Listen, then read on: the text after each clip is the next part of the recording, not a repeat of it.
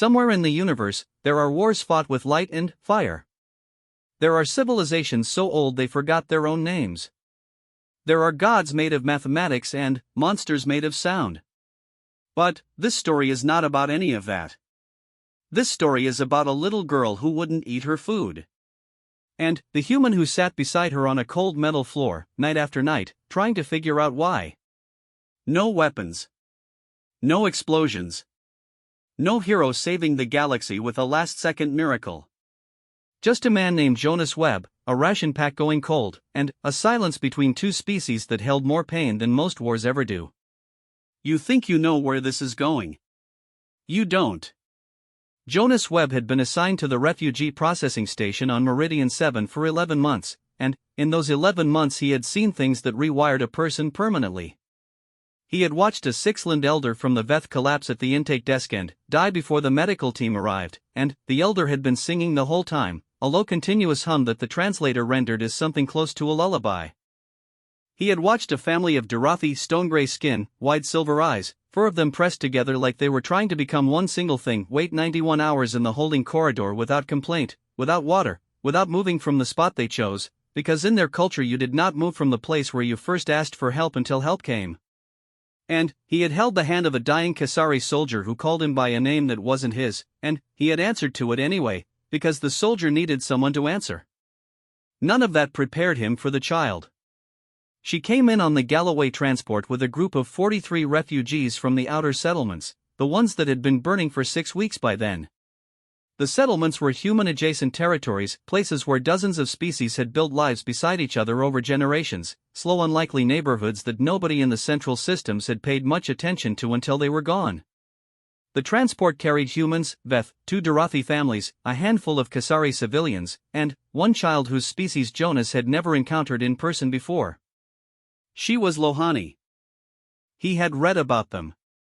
Technically, he had done a certification module on Lohani physiology and cultural protocol when he took the posting, the way you do a certification module on everything without really absorbing it because there are 47 species in the registry and you can only hold so much.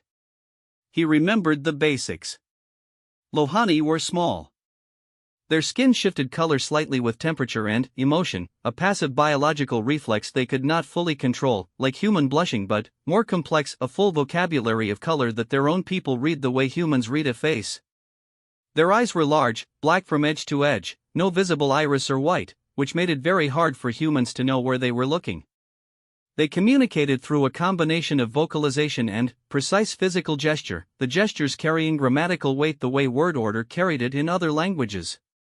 They were considered by xenobiologists to be among the most emotionally sophisticated species in the known registry, which was a scientific way of saying they felt things very deeply and showed it in ways that most species around them couldn't read. The child had no name in the intake documents. The adult who brought her in, not her parent, Jonas learned later, a Kasari woman named Asa who had found her on the transport, listed her as unknown, approximately 4 to 6 years of age by Lohani developmental markers, origin settlement confirmed destroyed. She sat on the bench in intake processing and her skin was a flat, pale gray that the Lohani cultural module had described as emotional shutdown. Not sadness. Not fear. Something further away than either of those. Jonas was not supposed to be the one who handled her. There was a protocol for unaccompanied minors and a separate protocol for non-human unaccompanied minors and a third protocol for unaccompanied minors of species with special dietary or environmental requirements, and all 3 of those protocols were supposed to involve the specialist team on level 4. But the specialist team was overwhelmed that day. They were overwhelmed most days, and the child had been sitting on the bench for 3 hours, and Jonas walked past her on his way back from the water station and she turned those enormous black eyes toward him and he stopped walking. He sat down on the bench beside her. She didn't move. He didn't say anything for a while. He had learned that with traumatized children of any species, talking first was often the wrong move. Presence was a different thing than noise. He just sat, elbows on his knees, looking at the same middle distance she was looking at. After a few minutes her skin shifted, barely perceptibly, from the flat gray to something with a faint blue-green tint underneath it. He didn't know what that meant yet. The specialist team got to her eventually, 4 hours later, and Jonas filled out the extended intake notes and flagged her file for priority housing and went back to his station. He thought that was the end of it. It wasn't the end of it. The child was placed in the family wing, room 7, which was a terrible name for a room that contained no family, just a small Lahani girl and a cot and a ventilation unit that hummed too loud. The specialist team did their assessment and filed their reports and scheduled their follow-ups, and all of it was thorough and professional and correct, and none of it changed the fact that when the meal trays went around that first night, she didn't eat. Jonas heard about it from Priya, one of the family wing coordinators, who stopped by his desk the next morning with the particular expression of a person who has a problem they're not quite sure is their problem. The child had been offered 2 full ration trays and a supplemental pack of Lahani-compatible nutrients that the station stocked for exactly this situation. She had touched none of it. She wasn't sick, the medical scan was clear. She wasn't sleeping, either. The room monitor showed her sitting upright on the cot for most of the night. She's just not eating, Priya said. We need someone to sit with her. The specialist team has 14 other cases today. Jonas said he would go. He told himself it was because he had the softer schedule that morning. He told himself it was professional obligation. He picked up a tray from the nutrition station and walked down to room 7 and knocked on the door, which was open, and stepped inside. The child was sitting on the floor. Not on the cot. On the floor, in the center of the room, legs folded underneath her in a way that looked uncomfortable but probably wasn't. Her skin was still that flat gray. She looked at him when he came in and then looked away. He pulled a chair from the corner and sat down, not too close, and set the tray on the floor between them. Hi, he said. She didn't respond. The translator chip he wore rendered Lohani vocalizations in basic standard, but it was a limited translation. It caught primary words, missed nuance, missed the gestural grammar entirely. He was effectively half-deaf in this conversation. I'm Jonas, he said. I was here yesterday. When you came in. Nothing. You don't have to talk, he said. I'm just going to sit here for a bit. He opened the tray and ate his own breakfast slowly, not looking at her, not making an event of eating, just doing it the way a person does when they're comfortable in a space. The ventilation unit hummed. Somewhere down the hall something beeped 3 times and went quiet. After about 10 minutes she reached out one small hand and touched the edge of the tray. Not the food. The edge of the tray itself, the flat plastic rim. She ran one finger along it and then pulled her hand back. Her skin went a color Jonas didn't have a name for yet. Something between yellow and silver.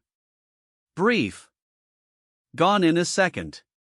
He pretended not to notice. Or rather, he noticed everything and showed nothing, which was a skill he had developed over 11 months of this work and which he would not fully appreciate until much later. He came back the next morning. And the morning after that. He came with a tray each time. He ate. She sat on the floor and did not eat and sometimes touched the edge of the tray and sometimes didn't. On the 5th day she picked up a piece of nutrient bread and held it in both hands for a long time, the way a person holds something they're trying to decide about. Then, she set it back down. On the 6th day Jonas sat down on the floor instead of on the chair. She looked at him. He looked at the tray. She looked at the tray. She picked up the nutrient bread again, held it for a moment, and put a small piece in her mouth. She chewed it slowly. Her skin shifted through 3 colors in about 4 seconds. Then, went gray again. Jonas said nothing. But something had changed, and he knew it, and somewhere in the architecture of whatever was coming, that morning on the floor of room 7 was the first brick. He started coming twice a day. Morning and evening.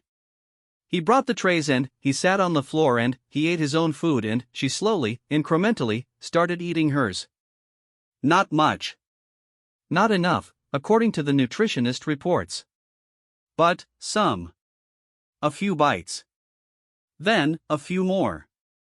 The specialist team noted the improvement and credited the structured routine. Which was accurate, as far as it went. What the reports didn't capture was the silence between them that had started to feel different from the silence of the first day. The first day's silence was a wall. This silence was more like a room enclosed, shared, with the faint suggestion that something could exist inside it. He started learning the color language. Not formally. He pulled up the xenobiology database on his personal unit and cross-referenced every color shift he observed with the documented Lohani chromatic vocabulary, which was extensive and poorly indexed and clearly written by people who understood it only academically, the way you can understand a musical instrument you've never played. But he built a rough guide.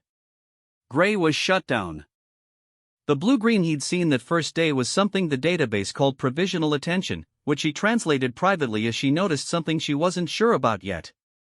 The yellow-silver was harder to pin down. The database gave it 3 different meanings depending on context: remembered warmth, anticipated loss, and the specific feeling of holding an object that belonged to someone who was gone. He read that last one twice. Then, he closed the database and sat with it for a while. She still wasn't eating enough. By the end of the second week, the nutritionist was concerned and the specialist team was flagging the case, and there were discussions about intervention protocols and feeding supports, and Jonas sat in those discussions and contributed to them professionally, and then went back to room 7 and sat on the floor. She was holding the nutrient bread again. Holding it, not eating it. Skin going yellow-silver, yellow-silver, yellow-silver, like a pulse. He didn't know why yet. But he was starting to understand that the not eating wasn't stubbornness. It wasn't illness. It wasn't even grief, exactly, though grief was in it. It was something more specific than grief. He just didn't have the language for it yet. He sat with her on the floor of room 7 and ate his breakfast and watched her hold a piece of bread in both small hands like it was the most important object in the universe, and he thought about what the database had said, holding an object that belonged to someone who was gone, and the thought sat in him like something heavy and very still. Outside, Meridian 7 processed its caseload. Transports arrived. Names were entered into systems. Rooms were assigned. The work of sorting through the aftermath of burning settlements went on, thorough and professional and exhausted. And, in room 7, a man sat on a metal floor and a small gray child held her bread, and neither of them spoke, and the silence between them had started to fill with the shape of something neither of them could name yet. That was the beginning. It would get harder before it got easier. He didn't know that yet either. The Lohani word was Vahiris. Jonas found it on the 19th day, buried in a footnote in a xenoanthropology paper that had been published 9 years ago by a researcher at the Corvette Institute who clearly knew what she was writing about and knew equally clearly that almost nobody reading the paper would understand the weight of it. The paper was about Lohani communal food practices, and it was mostly clinical and dry and full of the kind of language that academic papers use to keep feeling at a safe distance, but this footnote was different. It was 2 sentences long. It said, the practice of Vahiris, the communal preparation and sharing of food as an act of specific relational transmission, cannot be accurately described as mere cultural ritual. For Lohani individuals, particularly children, eating food prepared by another is understood as receiving a portion of that person's continued presence in the world. He read it 3 times. Then, he sat back in his chair and looked at the ceiling of his bunkroom for a long time. Eating wasn't just eating. For Lohani, food prepared with intention by a person you loved was a form of that person persisting in the physical world. You took it in. They stayed in you. It was not metaphorical in the way it would be metaphorical for a human saying I carry my grandmother with me. It was literal, experiential, a sensory and emotional reality that their neurology produced as a lived fact. The warmth of the food. The specific smell of it. These things, for a Lohani child, were not reminders of a person. They were the presence of a person, made tangible. Which meant that eating station ration packs, standardized, processor-generated, nutritionally complete, prepared by nobody, was not just unappetizing. It was empty. He sat with that for a long time. He thought about the yellow-silver color, pulsing like a heartbeat when she held the bread. Remembered warmth. Anticipated loss. The feeling of holding an object that belonged to someone who was gone. She wasn't refusing to eat. she was grieving through not eating. Every tray was an absence. Every bite was a reminder that the person who should have prepared it was not there. The station food was technically compatible with her biology and completely hollow in every way that mattered to her. And nobody had understood that, because the cultural module didn't mention Bahiris, because the xenobiology database defined it clinically, because the specialist team was handling 14 other cases and working from intake reports that didn't include any of this. He went to Priya with the paper at 7 in the morning. Priya read the footnote twice and then looked up at him with an expression that held fatigue and recognition in equal measure, the specific look of someone who has been doing this job long enough to know that the thing you missed is almost always the most obvious thing once you see it. "What do we do?" Priya said. "I don't know yet," Jonas said. "But I need to understand it better before we try anything." He went to Asa, the Kasari woman who had brought the child in. She was housed in the long-term wing now, her own case still processing.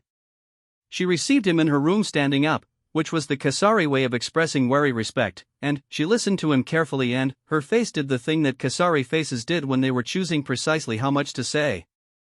"Her name is Miri," Asa said. "The child."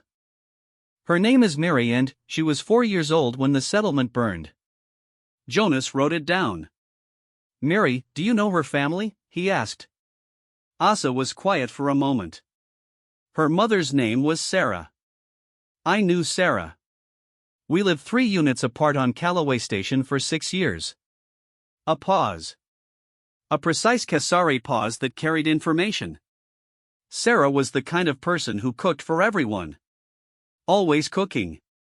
Always bringing things to the neighbors. Even when supplies were tight, she found something to make. The child never ate food that wasn't from her mother's hands. Jonas thought about the bread.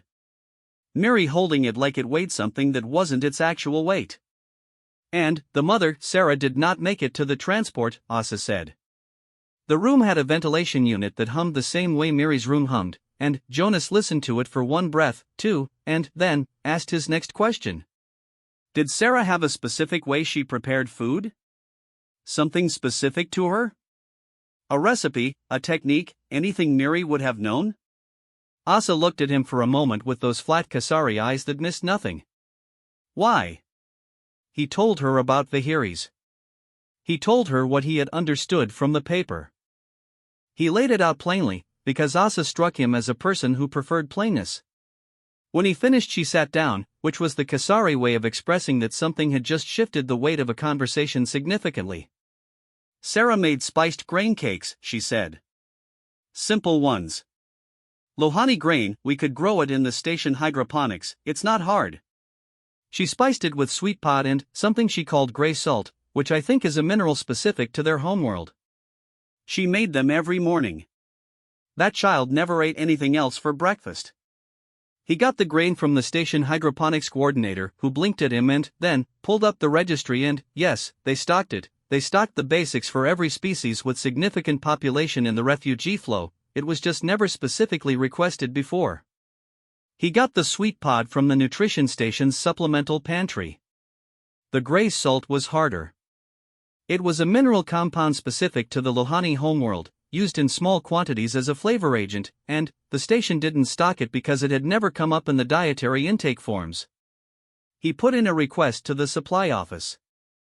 They told him 4 to 6 weeks. He wrote a medical necessity addendum citing the malnutrition risk and the footnote from the Corvette paper and sent it to the chief medical officer and the station director simultaneously. He got an emergency order confirmation in 18 hours. The gray salt came in 3 days later on a medical supply transport. He had spent those 3 days learning to make spiced grain cakes from a recipe that didn't exist in any database. He found a Lohani cultural cooking archive, an amateur database maintained by diaspora communities, not an official xenological source, just people keeping their own food alive across the systems, and he found a general recipe for what they called morning cakes, the foundational dish of the Lohani domestic tradition. He made them badly, the first 4 times. Too dry. Then, too wet. Then, structurally fine, but something was wrong with the balance of the spice and he couldn't identify what because his palate wasn't calibrated for Lohani flavor biology, which was oriented toward slightly different frequency bands of taste than human tongues registered. He brought the failed versions to Asa and asked her to evaluate them, which was an odd request, and she knew it and helped him anyway. "Less sweet pod," she said, on the third attempt. Sarah used very little. "Just enough to lift the gray salt," she used to say. "Barely there." He made them again. And again. On the seventh attempt Asa tasted one and went still for a moment and then said, in a voice that was doing a great deal of controlled work to stay even, "That is close. That is very close." He wrapped 4 of them in the cloth paper the nutrition station used for warm items and carried them to room 7. Miri was sitting on the floor the way she always sat, legs folded, skin the flat gray of someone very far away from the present moment. She looked at him when he came in. The black eyes, bottomless, unreadable to most people. He had been reading them for 3 weeks now by context and proximity rather than iris direction, and he could tell she was registering something about this visit as different without being able to name what. He sat down on the floor. He set the cloth paper package between them. He didn't open it. He just sat. She looked at the package. Her skin shifted, faintly, toward yellow-silver. The smell was already reaching her. It had to be. Even to him, untrained in Lahani sensory experience, the cake smelled of something specific and particular. The gray salt had a mineral depth that the sweet pod lifted into something warmer, and the grain had a faint nuttiness that the station rations lacked entirely. To Miri it smelled like morning. He could see it happen.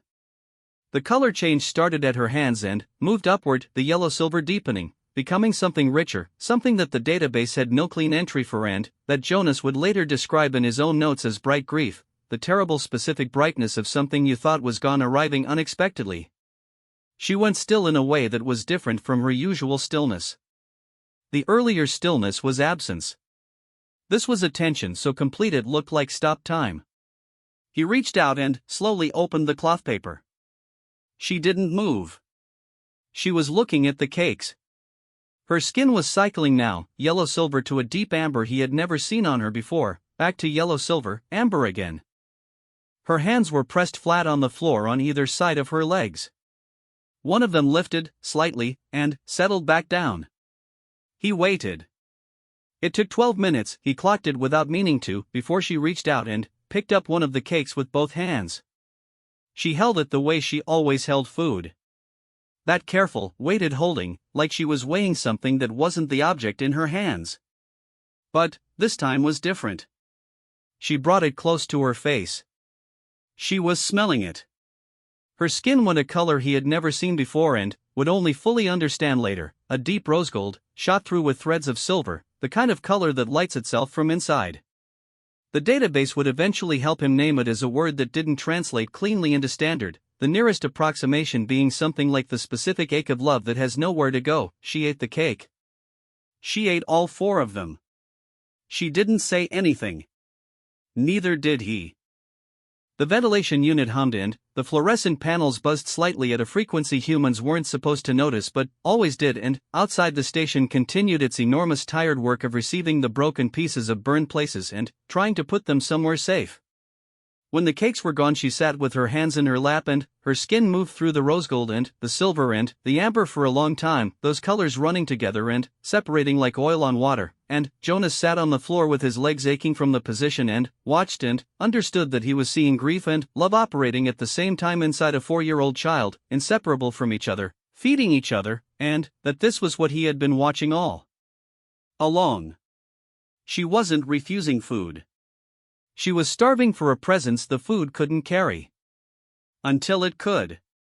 He brought the cakes every morning after that. He got better at making them, not perfect, he knew they weren't perfect, they couldn't be, they weren't made by Sarah's hands, but close enough that Miri's skin did the rose gold thing every time, that deep interior light that he had started to think of privately as her being reached by something. She started sleeping. The room monitor reported it and the specialist team updated the file and the nutritionist removed the malnutrition flag. She still didn't speak. Not in any language his translator could catch. Occasionally she made sounds, not words, just sounds, the Lohani equivalent of humming, low and discontinuous, and her skin responded to them in ways that suggested she was working something out in private. He sat on the floor and ate his own breakfast and let her work. On the 28th day she looked directly at him while he was eating and said something. 3 syllables, clear and deliberate.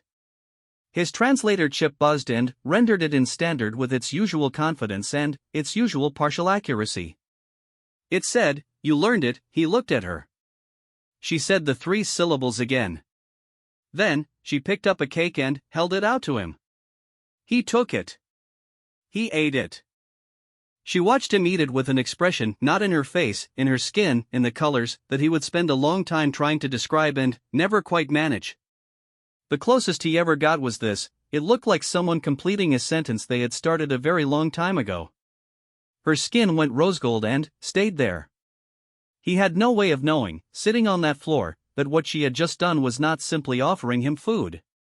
He would not understand it fully until he went back to Asa 2 days later and described what happened, and Asa sat down again with that weight-shifting Kasari stillness. "She gave you a share," Asa said. "A share of what?" Asa looked at him for a moment. Bahiris goes both directions.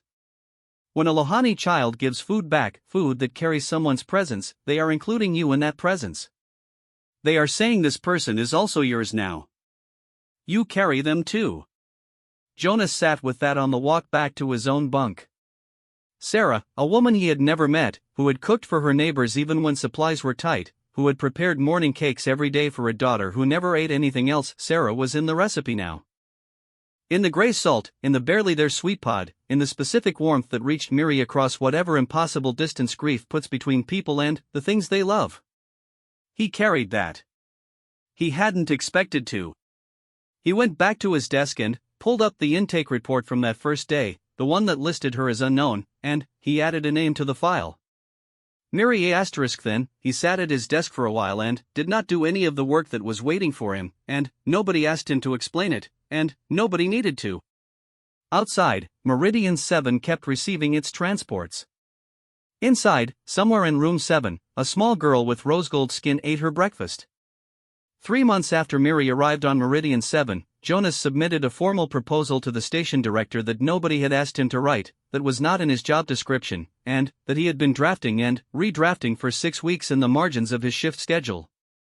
It was titled, "On the Insufficiency of Standard Intake Protocol for Non-Human Unaccompanied Minors, a Proposed Revision." It was 14 pages long and cited 11 sources and contained exactly one footnote from a xenoanthropology paper that most people would have missed, and the station director read it in one sitting and then called Jonas to her office and looked at him the way people look at someone who has handed them something they didn't know they needed. "You think this is systemic," she said. "I think Miri is not the only one," he said. "I think she's the one I could see because I happened to sit down beside her. I think there are others we're not seeing." The director was a woman named Halverson who had been running processing stations for 22 years and had the particular quality of people who have spent that long looking directly at difficult things. She was not cynical, which was harder to maintain than it sounded, and she was not sentimental, which was a different thing from not caring. She read the proposal again, parts of it, tapping one finger against the desk. "The Vahiri's Protocol," she said. "I didn't want to name it that. It felt presumptuous. It's accurate." She looked up. "What do you need?" He needed 3 things. More time with non-human unaccompanied minors during intake. Access to the cultural archives maintained by diaspora communities, the amateur ones, not just the official xenological sources, because the official sources were written for researchers and the diaspora archives were written by people trying to keep something alive. And a kitchen. She gave him all 3. Not without friction. The station ran on protocol for reasons that were real and not arbitrary. Inconsistency in processing created bottlenecks, bottlenecks created suffering. The machinery of the place served thousands of people and had to function as a machine. There were colleagues who looked at his expanded case hours and saw resource allocation problems. There was a senior coordinator who told him, plainly and without hostility, that the station couldn't afford to individualize at the scale he was describing, that there were 412 active cases and the math didn't allow for what he was doing. He didn't argue with the math. He asked her to look at Mary's file and compare the projected medical intervention timeline, the feeding support, the psychological escalation against the actual timeline, which was 3 weeks, and a recipe. She looked at it. She came back 3 days later and said she was willing to pilot the revised protocol on a 6-month basis. The kitchen was a repurposed storage room off the family wing. It was small and the ventilation was bad and the equipment was whatever Jonas could requisition without going too far outside his budget, which meant it was functional and unglamorous.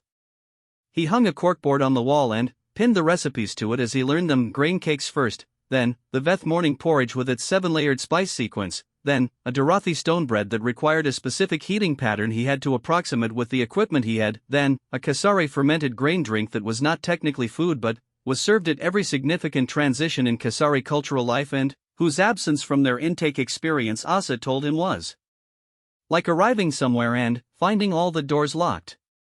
He made Asa the grain drink on the 45th day. He brought it to her room in a plain station cup and set it on the table and sat across from her, and she looked at the cup for a moment and then drank it slowly, with both hands around the cup in the Kasari way. When she finished, she was quiet for a while. Adequate, she said, which was, he had come to understand, extremely high praise from Asa. He made mistakes. He made plenty of them.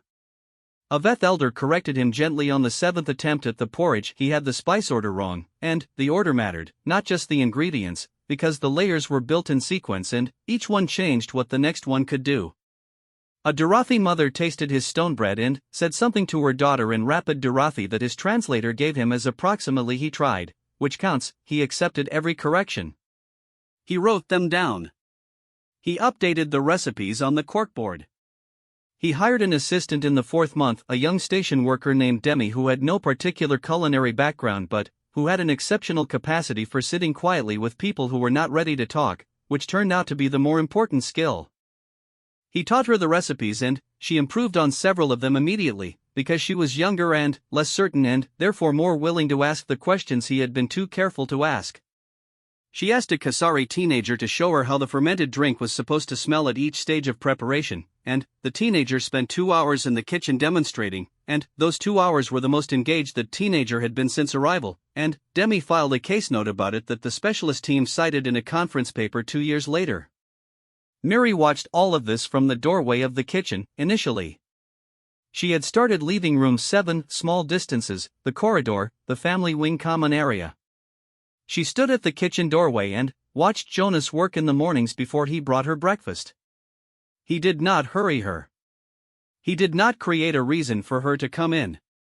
He cooked the grain cakes and he let the smell do what the smell did. She came in on a Thursday. He knew it was Thursday because he had just changed the weekly menu card and he was standing at the prep counter and he heard small footsteps and looked over and she was standing just inside the door. Skin cycling Amber Rose. Watching his hands. He went back to what he was doing.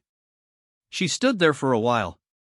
Then, she walked to the counter on the opposite side and stood on the step stool that was bolted there. He had bolted it there 2 weeks earlier, casually, as if bolting it there for no particular reason, and she put her hands flat on the counter and watched. He pushed a small bowl of grain toward her. She looked at it. She put one hand in and pressed the grain between her fingers the way she had seen him do, testing the texture, the moisture content. She did it again. And again. "A little more water," he said. She didn't answer. But her skin went a shade more golden. He passed the water measure. She added a careful amount. Too much. The grain went soft. She looked at it. "Happens," he said. "More grain." She added the grain. The texture came back, not quite right but within range. She watched while he shaped the cakes. She shaped one herself, slowly, pressing it between her palms the way she had watched him do, and her first one was irregular and thick on one side and she set it down and stared at it. Her skin went a color he didn't have in his rough guide yet. Something precise and sad and interior. He thought about it later and the closest he could get was the feeling of trying to do something the way someone you loved did it, and finding that your hands are not their hands. He put her cake in with the others and cooked them all together. He didn't point out which one was hers when they came off the heat. She picked one up and ate it without holding it first. That was new. That was significant in a way he felt in his chest before he understood it in his head. The holding was Mary carrying the weight of what the food meant. The eating without holding first meant something about that weight had shifted, not gone, not resolved, never resolved, but distributed differently. She came to the kitchen every morning after that. She didn't speak much. A word here, a gesture. But she started giving him corrections, small ones, delivered without vocabulary, mostly by touching the grain bowl and, then, glancing at the water measure, or by a particular quality of watching that told him he'd gotten a spice ratio wrong. Her sensory calibration for the dish was, obviously, vastly better than his. Her corrections made the cakes better. He wrote them on the recipe card. He labeled the card morning cakes, Mary's corrections. She saw the card one day and stopped and read it. He had written it in both standard and phonetic Lohani, working from the script he'd been slowly teaching himself from the diaspora archive. She stood at the corkboard and read both versions of her name on the card. Her skin went rose gold and stayed there for the rest of the morning. On the 91st day of Mary's stay on Meridian 7, Halverson called Jonas back to her office. There was a Lohani resettlement contact on the line, a woman from one of the intact Lohani communities in the mid-systems who worked with displaced families, one of 3 people on the list Jonas had compiled when he started researching options for Mary's permanent placement. Her name was Ven and she had a family, not blood relatives. Lohani kinship operated differently than human family structure, but a domestic community that had lost a child in the early settlement attacks and had reached out through the resettlement network, specifically requesting a young child. They had been matched based on the standard parameters. The file had moved up the chain while Jonas was cooking grain cakes and not watching the administrative pipeline closely enough. Ven was on the screen and she was talking about the transition timeline, and Jonas sat in the chair across from Halverson's desk and listened and did the math in his head, the math he had been not doing for 3 months. Mary was always going to leave. That was the whole point. Meridian 7 was a processing station, not a home. The goal was always placement. Permanent, stable, safe, a domestic community, kinship bonds, the full context of Lohani life that a refugee station could approximate but never replicate. This was good news. This was the best possible news. He knew all of that. He sat in the chair and knew all of it clearly and completely and felt what he felt anyway, which was a man who had sat on a metal floor for 3 months and learned to make grain cakes and was now confronting the distance between what he had thought he was doing and what he had actually been doing. He had not expected to love her. He had not named it that while it was happening, because naming things prematurely in this work was how you confused helping with keeping, and those were not the same thing, and he had been careful. He thought he had been careful. He went to Mary that afternoon and he did not tell her yet. The timeline was still weeks out and there were processes and Halverson would handle the formal communication with the appropriate specialist, but he sat on the floor of room 7 and she sat across from him and made a sound, low and discontinuous, one of those private sounds she made when she was working something out. She looked at him. He looked at her. She made a gesture, precise, 3-part, her right hand moving from her own chest outward. His translator didn't catch it.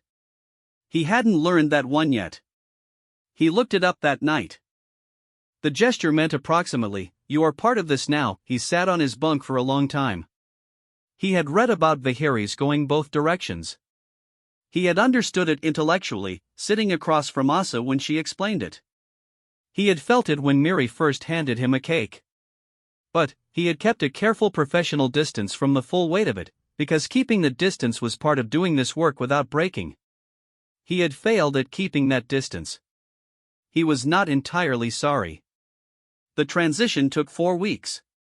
There were documents and assessments and a video call with Ven's community that Miri sat through with her skin shifting through colors Jonas noted carefully and tried to read. The amber was there, and the rose gold, and something new he couldn't find in the database, something quiet and tentative and forward-facing that he decided on his own meant something like beginning the morning before Miri's departure. Jonas made the grain cakes one more time. He made them alone, in the small kitchen off the family wing, in the early quiet before the station woke up. He got the ratio right. He had gotten it right consistently for weeks now, but this morning he was precise in a way that went beyond technique, the way you are precise about something when it is the last time. He wrapped them in the cloth paper and carried them to room 7. Mary was already awake. She was sitting in the center of the floor, not the flat gray of the early days but a deep, settled amber, the color he had come to read as her version of being present and prepared. Her bag, small, station-issued, holding the few objects she had accumulated, was by the door. He sat on the floor. He opened the cloth paper. She looked at the cakes. She looked at him. She picked one up and held it, the old holding, waited, careful. Then, she held it out to him. He took it. She took one for herself. They ate together on the floor of room 7, the ventilation unit humming, the fluorescent panels buzzing at their inaudible frequency, the station beginning to make its morning sounds in the corridors outside.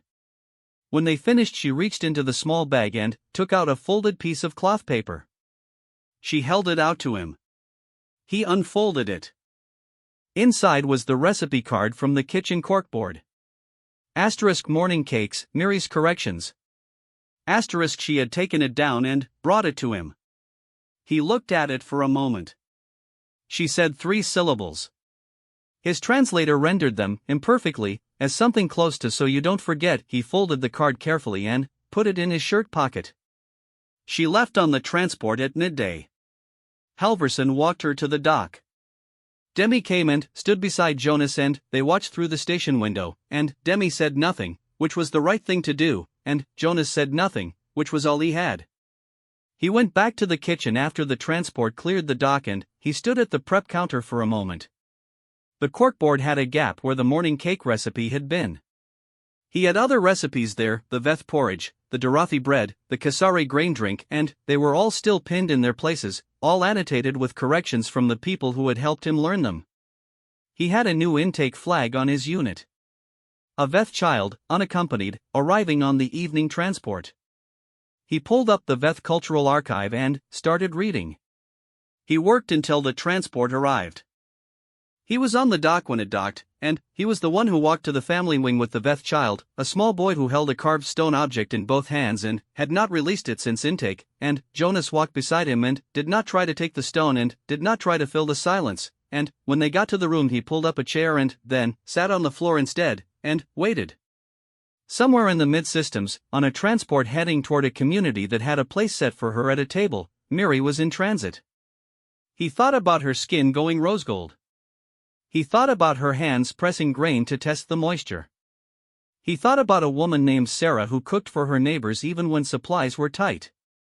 He thought about the recipe card in his pocket, the one with Mary's corrections, the one he would transfer to a new card and pin back on the corkboard tomorrow morning, because the knowledge in it belonged to the kitchen and the kitchen belonged to everyone who came through it, and some things were meant to keep being passed along.